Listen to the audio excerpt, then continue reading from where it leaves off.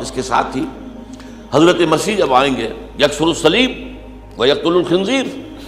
حدیث کے الفاظ یہ ہیں صلیب کو توڑ دیں گے، خنزیر کو قتل کر دیں گے۔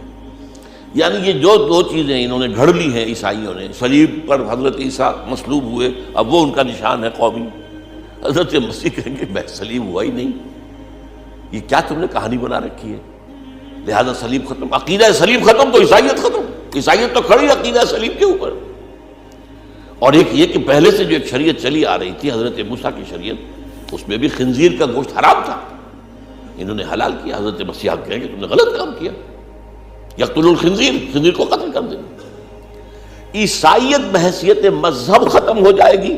عیسائی مسلمان ہو جائیں گے، سب مسلمان اور پھر جو اس وقت کے عیسائی ہوں گے وہ مل کر ایک امت واحدہ بن جائیں گے۔ یہودی سب کے سب قتل ہو جائیں گے،